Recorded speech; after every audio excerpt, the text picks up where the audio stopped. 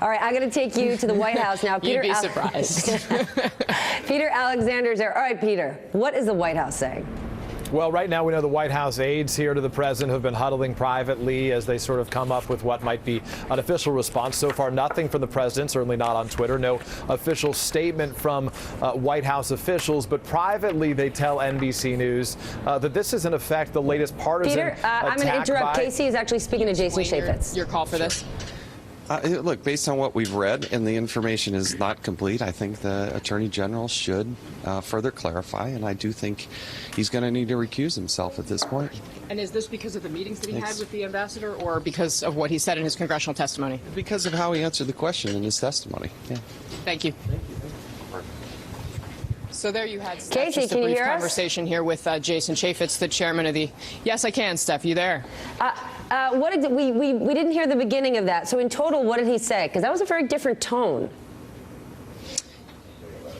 Well, I wouldn't necessarily say it was a different, well, it is a different tone from when I talked to him down in the same very basement a couple of weeks ago when he said, as the Mike Flynn story was unfolding, that, well, that story was taking care of itself. He, of course, saying what we've already seen him say on Twitter, that now Jeff Sessions should recuse himself from the investigation into Russia. I pressed him on exactly why he thought that recusal was necessary, and he said essentially that it's because of the testimony that he gave to members of Congress that doesn't line up with what actually is being reported happened. So that is, it seems, his concern about it, as opposed to the meeting itself taking place. It isn't necessarily, you know, out of the realm of appropriate behavior for a senator to have a meeting with an ambassador from a foreign country. It may be unusual for that ambassador to be from Russia, and clearly the context was very different from this meeting. But I think it sounds like from talking to Congressman Chaffitz, again, the chairman of the Oversight Committee, his concern is the discrepancy between the fact that the meetings happened and what he told members of Congress. Steph. All right, I want to go back to the White House. Peter Alexander, Jason Chaffitz making a comment like this, saying, yes, he should recuse himself. We should look into this. Kevin McCarthy. These aren't the Republicans that we've been seeing for the last month or so, sort of filing behind President Trump. You know, President Trump has said over and over, Russia, it's a ruse, nothing to see here, move on. So what's the White House saying today?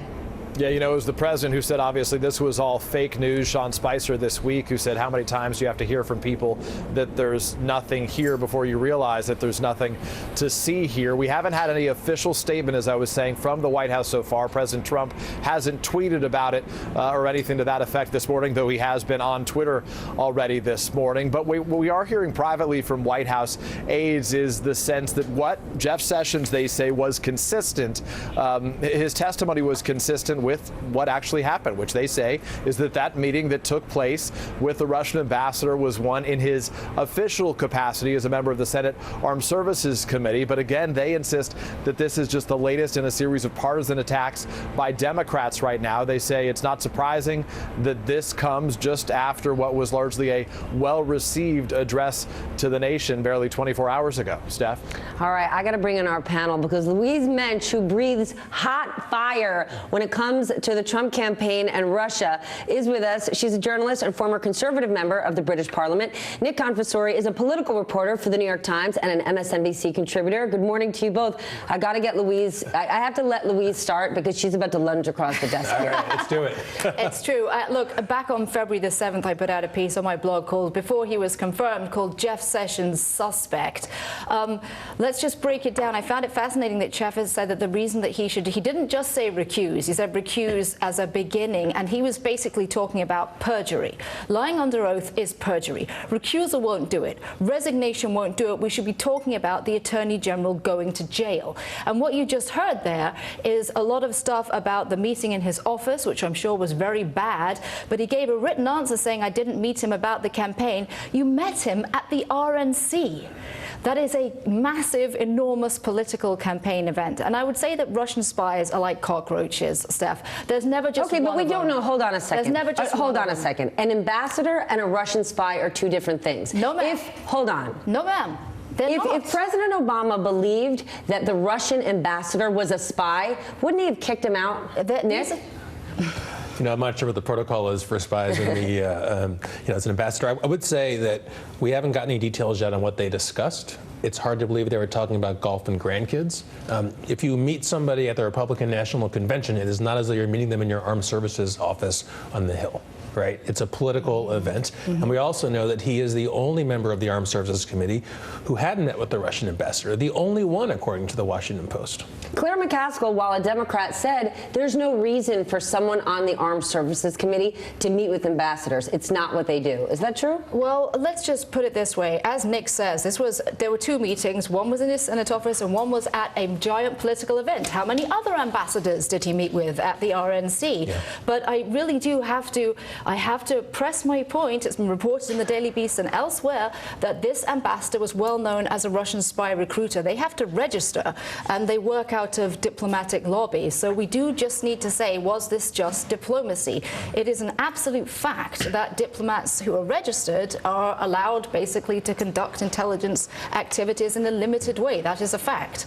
And I do think Mr. Sessions, who recruited Carter Page, the famous Carter Page, who's under investigation into Team Trump, Carter Page, with no foreign policy experience except ties to Russia, was personally recruited by Jeff Sessions. And you're going to have to look at him as a suspect, not as a lawyer.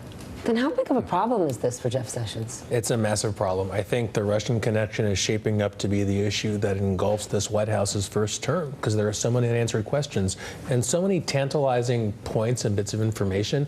So you have Carter Page, the international kind of man of mystery, hovering around the Trump campaign. You have Jeff Sessions and the Russian ambassador. The Commerce Secretary is co-owner of the Bank of Cyprus, which is a conduit for Russian money.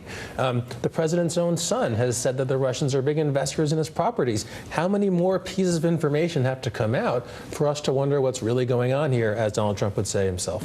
And then there's the Bannon connection. Jeff Sessions predates the Donald Trump campaign. He's been Steve Bannon's BFF since forever. He invited Nigel Farage of Brexit and Russia fame to the Breitbart townhouse in Washington, D.C. back in 2014. This goes back a long, long way, Steph. And Jeff Sessions is, if you like, he's the second domino. General Flynn was the first domino. They are all going to come tumbling down, because in this day and age, you can't hide this stuff. Yeah, and I think, speaking of Flynn, I think Flynn is important here, because I think Sessions would be in less trouble right now if we didn't know that Flynn, of course, said, well, sure, I talked to the Russians, but sanctions didn't come up. And then it turned out, of course, sanctions had come up. So we have that predicate first to make us wonder if we're getting the full story from the Sessions meeting. It's impeachment we should be talking about, not is it going to cloud the first term. We should be talking about how much more of this does America have to take before impeachment proceedings begin. I told you she delivered hot fire. All right, the calls for Jeff Sessions to, at the very least, recuse himself are growing louder.